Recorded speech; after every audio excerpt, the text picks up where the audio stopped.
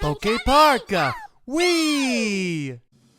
What's going on, everyone? Chris here from Carlton Gaming, and welcome back to PokéPark Wii Pikachu's Adventure. Where we last left off, we got to complete our friend list, but not after meeting some very rare and legendary Pokemon that we had to clear every attraction for.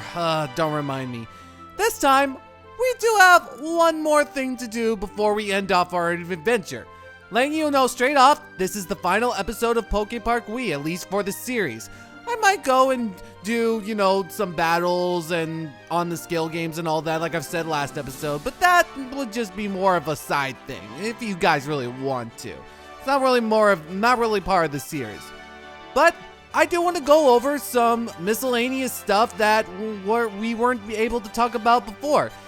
First off, if we go in, I did not know about this. In the save file, one of the most forgettable parts in the game, arcade mode.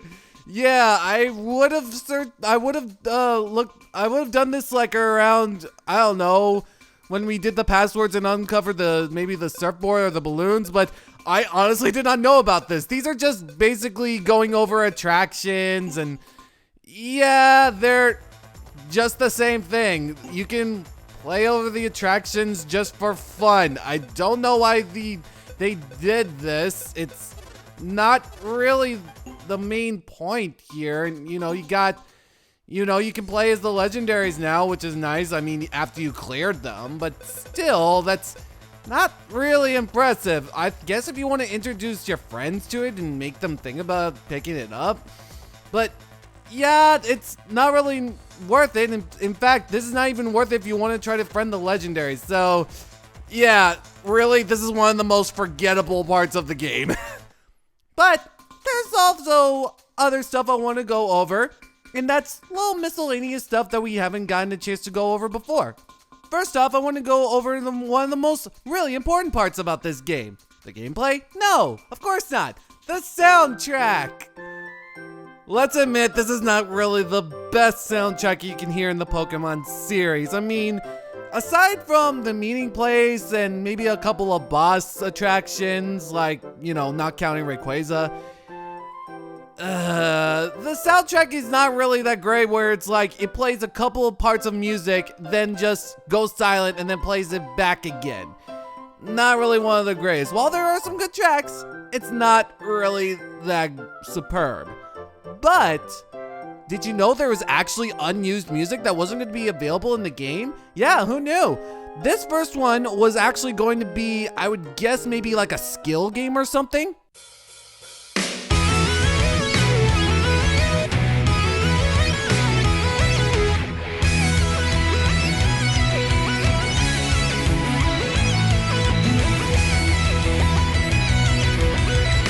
Not gonna lie, that actually sounds like a Sonic track.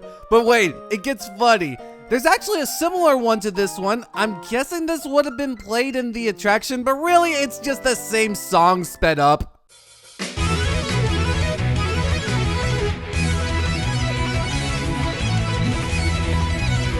According to this source, it says that it was going to be part of an attraction at some point, but apparently it didn't make it. I still say it sounds like a Sonic game. But I'll tell you one song that doesn't sound like a Sonic game. This one. It might sound familiar to you.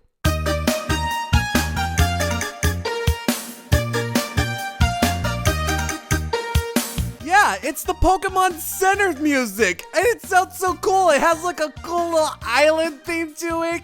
I would like to think this would have been like a resting place at the beach zone or something, because it just has that thing. I mean, don't you hear those little castanets in there? Those little ones that sound like crab claws? Like, that would have been so cool if this was in there. But anyways, if you want to check out these unused music tracks for yourself, I'll put the link in the description below. Since this song is probably one of my favorite unused songs in it, why don't we just use this as the background music? Why not? Moving on to a part that's actually really important to this game. Text. Let's admit, this is a very text-heavy game. And when doing a text-heavy game, you often see a lot of typos. How bad are they? Well, not too bad. Let's go over them anyways. Not so far away, are you, Empoleon? Not so far away, are your Empoleon? It's a simple typo. They just added an R or something like that. Maybe there was something wrong with the localization, but hey, it's just simple. But this, oh boy. He works for Venusaur in the Meadow Zone. He blocked the bridge to stop anyone playing, but he really loves the attractions to be found there. That sounds pretty simple, right? Wait till you hear this. He blocked the bride to stop anyone playing. I know that's just a simple title, but my mind just races up, and for some reason it makes me think that Venusaur taking Chikorita, so they could so basically they could get married. I don't know why I thought that. I just thought Venusaur was gonna go all Mario Odyssey on them. Oh man, I'm sorry, I couldn't resist. It's just too funny. I can just imagine the fan fictions of Chikorita marrying Venusaur against her will. Also, now that I think about it, I don't really want to know how old Venusaur is and how old Chikorita is. Let's move on to happier topics, shall we? Think of something. Oh, right! Unused data of Deoxys. Yeah, Deoxys was actually going to be a part of PokéPark. Not just a person you were going to play in the attraction, but no, you could have actually gotten to play skill games with him. It's really, really cool. There's like model data for it. You can also see like the eye textures. Like they were going to add like how they were going to make Deoxys blink. That's really, really cool, and there's some actually really cool stuff here. I do appreciate it. I want to give a huge thanks to the Cutting Room Floor Wiki and the adorable Asha on Twitter for all this information. This next part is not really unused, but something that really piqued my interest. When I was playing PokéPark, I realized that when I was in the Meadow Zone, you see this big rock formation. And the big rock formation is what you see in the beach zone. But then I'm wondering, how do you get to the beach zone?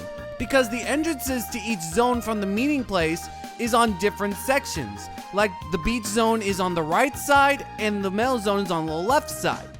But this doesn't make any sense. The beach zone is actually farther left from the meadow zone. So I'm thinking to myself, wait, how is that possible?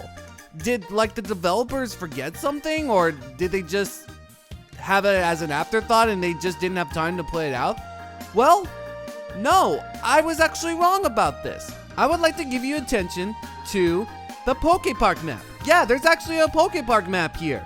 If you look at it, you can see the Meadow Zone here, and there's the meeting place. When you go to the beach zone, there's actually a cavern there. You remember it where we saw a lot of the beach chairs. Apparently they were littering or something. But if you look, it goes out into this tunnel, I believe, under the waterfall and out the cave where you go to the entrance of the beach zone. It's very interesting. I thought for some reason it was just, they were just put there and they messed up on the locations, but no, they did this right. There's a secret passage under the park that leads to the entrance of the beach zone. That's really cool. And also that little like island or like these big like mountain layers that you see behind Feraligatr, I honestly thought that was the Meadow Zone, but I was wrong. That's just a section that they just put there, and I really appreciate this. This is a really cool setup, and I really do like this, and this just shows how much it reminds me of Pikachu's Vacation. I mean, come on, look at that mountain. You can see the mountain where the flower zone is, and it reminds me so much of Pikachu's Vacation. So good. But speaking of other zones, there's actually some changes that have been made after you beat the Sky Pavilion. How about we go look at them right now? Okay, this detail is not exactly new. You could have done this after, well, way before clearing the Sky Pavilion. But if you clear Rotom's attraction, if you recall, it was either Spinarak or Breloom. I think it was Spinarak. Maybe, I'm not sure. They said that Ghastly would turn on the fountain and the lights. I honestly forgot to go over this. If you see this fountain, it wasn't flowing water before, and I gotta say, it looks really pretty. It really looks nice. And also, one thing I forgot to mention that I should have mentioned, this is when I was doing the attractions. I am so sorry, Drift Blim. This stop is actually really good. Okay, when I was going through the attractions, I realized going from like zone to zone, like that can be a lot easier if this was activated. And I activated like right away, and I'm really sorry, Drift Blim. Your stop is actually really good, and I didn't mean to do that, but actually, no, I'll take it. Your stop is actually really good. I should have known that it's better to use it when you want to go from zone to zone. I'm so sorry. I hope you forgive me. So just take me up to the sky and end my misery. Wow, that actually ended dark really fast. So I wanted to come to the iceberg zone because there's one big change that has happened after you cleared the Sky Pavilion. This. You will see a big ice statue of Piplup. This wasn't here before when we first came here. If you go over here, iceberg zone. Any icy village with sparkly aurora. This is what it's all about. This is an ice sculpture of Piplup. If I had to guess, this was made because that Piplup was standing up to Empoleon, and so they made a sculpture after him. I would like to guess that. They didn't really give any detail of what they did with it, but it's really, really cool. I really appreciate it. It's a nice detail that you wouldn't have known, actually. In fact, I didn't know this until... Actually, I think this was my first time. I just did some research and I found out, actually, when I was going through the attractions, when I was going to Empoleon's, I did not know this was here. And this is really cool. And you know what? Why not? Let's take a picture of this moment. Speaking of photos, I'll meet you guys back at the meeting place. Over by Miss Drevis, if we go to her tent, come on in. I did take a couple of pictures and I definitely wanted to show it off. The reason I was thinking of putting these at the end slate of the video, but the reason I didn't is because, well, I didn't know, when, and I didn't get a chance to think about it. And plus, it's gonna be weird, putting a photo that, with the Pokemon Nintendo logo on it. It just wouldn't make the end slate of these videos work. It just didn't work with me. I did take a couple of pictures, simple stuff. I did take a picture of the ice tree, I believe, or the wish tree, one of those. Took a picture of the Campy. There was Bastiodon. And then, of course, Piplup. I didn't take really any other pictures because, again, I didn't know. And I was thinking of putting it in the video, but yeah, I just ended up not going for it. I really wish I could have, but hey, it's not that bad. I still don't like that you still have to go to the loading screen when you just went into the tent, but whatever. That doesn't matter right now. Thank you. Please come again. We are done. That's all we can do. Nothing else to do but go back to Mew. That kind of rhymed. Let's go to the Sky Pavilion. Actually, I want to make sure, do you guys say anything else? No. Sorry for being anticlimactic. I just wanted to check just to be sure. Nothing else to do. Now let's go to the Sky Pavilion. Let's go. I'll bring the others.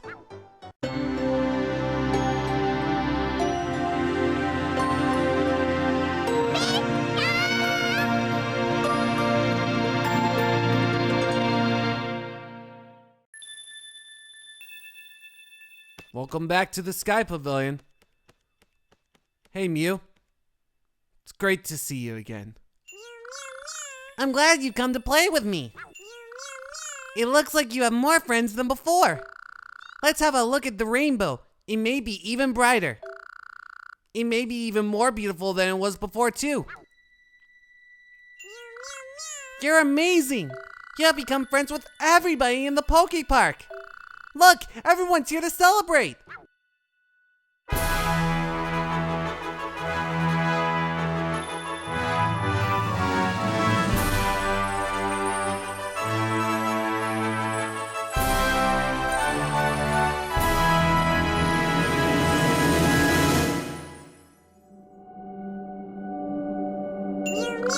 I never seen the rainbow this beautiful. It's so much fun to play with you. We'll be friends forever. You would have not gotten be able to see that unless if you friended everyone in the PokéPark, including the legendaries. There's still one more thing we gotta do. We're going to challenge him one more time. You might think this is unnecessary, but believe me, a lot of these games have changed.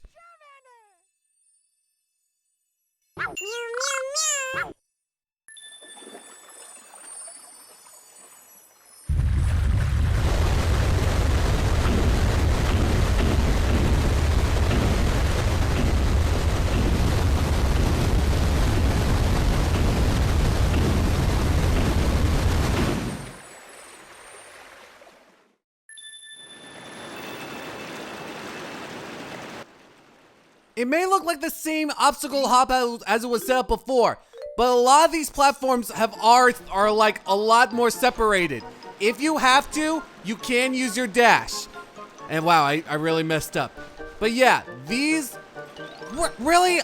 Come on. I literally pressed 2. I pressed 2. Wow, good job, Chris. You're not even doing well. This is the easy part. Okay, these platforms are more separated. You might want to kind of be really careful. If you have to use your dash, you might have to. But be very careful. When you jump, it does slow down your movement just a tiny bit. I'm almost there. If you don't want to dash, jump at the tip of the circle. And that's it. I can definitely see why people might have problems with obstacle hop if it's messing them up. The more we play, the closer we'll become. The more we play, the closer we become. Let's battle. Okay, I'll transform. Mew will take on to the same forms that he did before, but there is a difference. He has 8 HP, just as much as Darkrai. I like to think he probably got a little bit of training with Darkrai, especially since he shoots, 3 orbs at a time. Only difference is I don't think it has homing abilities, but they do shoot faster, I believe. Yeah, he has been shooting a lot faster, so Mew did not just copy Magmortar's form just for nothing. He wants a battle, and he's going to get it. Gonna dodge. And Iron Tail. Whoa, that took a lot of his HP. I believe that's 2 dashes. I don't know. I believe it is. Hit that with the dash. We did it. FYI, Mew will be taking on the same 3 forms. Only difference is their HP and their speed. Wow, excellent. Hello, taking on. All right, same thing.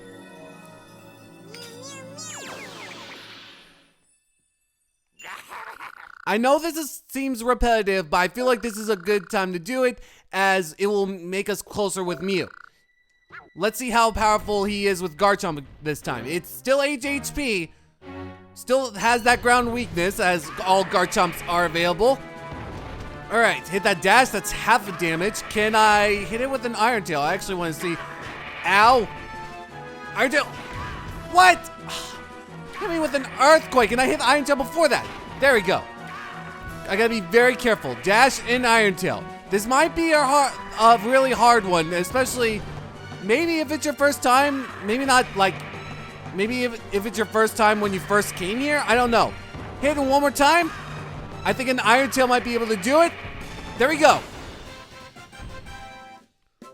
Again, I know this seems repetitive, and I'm sorry, but this is the final battle. We gotta make sure to impress Mew. Not only that, but there is a reward for it. Let's battle with Tyranitar.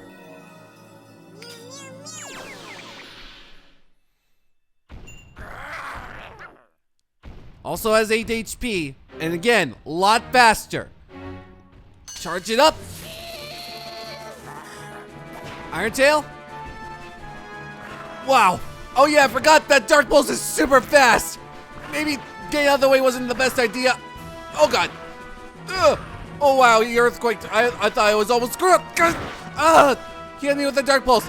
Okay, this also might be really tough, especially since that Dark Pulse is super fast. Okay.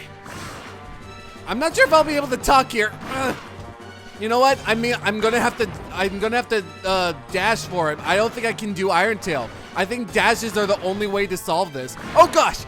Oh no, I have two left. Come on. Get out, get out. Okay. Come on. Can't lose this. Okay. Come on. Sorry if I'm not talking with my commentary, but I don't want to lose this. Oh no. Okay, come on. Oh gosh. No. Earthquake. Yes! Woo! That was close. I honestly thought I was gonna get hit, but you know what? That couldn't have been any better. Now the last one is Chase, of course. Now, as far as I know, Mew's speed has not changed. But I did feel bad that I did not get a chance for you to listen to the entire music. Like, again, the Chase theme is so good. I did play it at the end slate of episode 25, of course, but I really want you to listen to this whole entire track because there's this second section of the track that is amazing. So I'm not going to try to charge out him. Enjoy.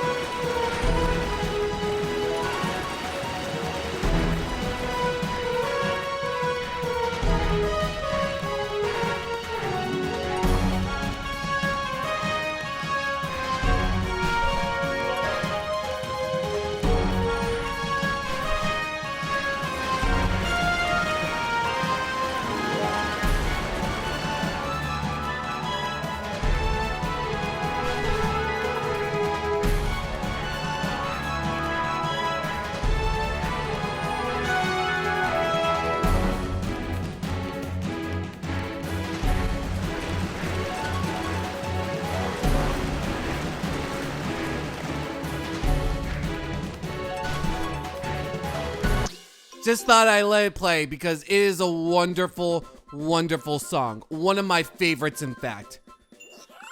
That was the best I was capable of. You're amazing. That was so much fun. Come and play with me again. And as far as I know, we are now best friends with Mew. We are done here. There's nothing else for us to do. We're done. Let's head back to the meeting place, as usual. Sorry, Piplup. Didn't mean to do that. Actually, let's talk to you guys. Charmander. It's so cold up here. Charmander. Does Mew live here? I'd feel lonely living by myself. Guess he's used to it. Mew should come to the meeting place with us, don't you agree? Let's return back to the meeting place.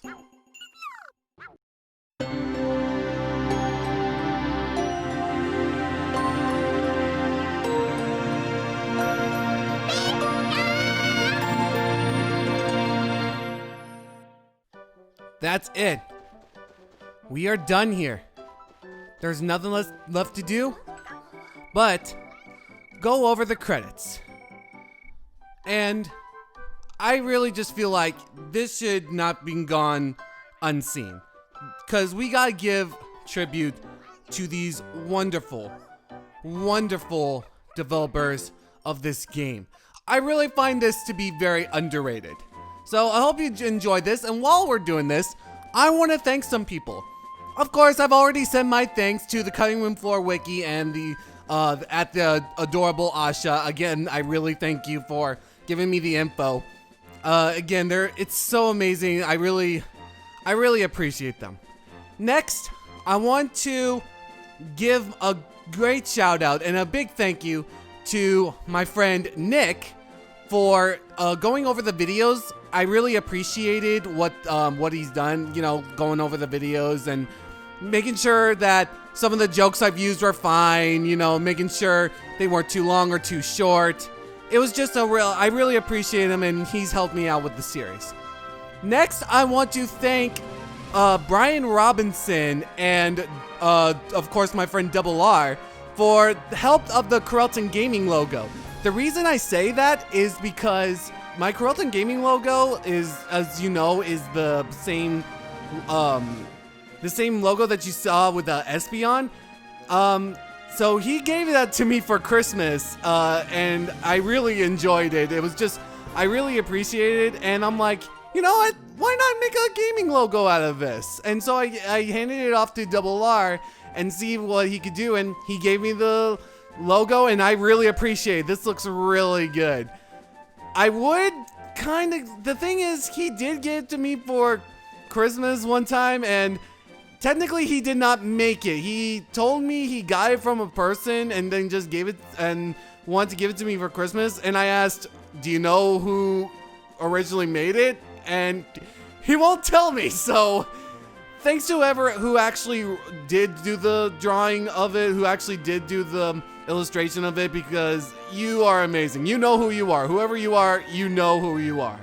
So while we're going over this awesome credit sequence, I gotta say, you know, I was really happy when I got to do this series, because you know, this might not make sense for people like, you know, watching the video later on, but for those who don't know, this came around in like the middle of March, maybe like the end of March. Actually, no, this came out in May. I recorded it in March and came out in May, beginning of May of 2020. And keep in mind, I made this series. I was preparing for this series like, what? It was like 2 years ago, and it just came, it was literally coincidental at this time, and just playing it at this moment for you guys, it really related with me so much, because if you think about it, with the situation that's been going on through these couple of months, especially now, if you think about it, the story relates to what's been going on. This came out in 2009 in Japan, in 2010 here in America, and Venusaur said, like, you should not leave the PokéPark, it's too dangerous. You should stay inside where you're safe. That's super relatable. And then when we get to the Sky Pavilion, you know, Mew says that the Pokemon, while we were, you know, Shaman said when we were at the Sky Pavilion, the Pokemon were fighting with each other. And they said the power of friendship would keep it together and save the entire Pokemon. Because if you think about it, remember, we have to be friends, get all the prison pieces to save the world. Think about that for a minute. Friendship saves the world.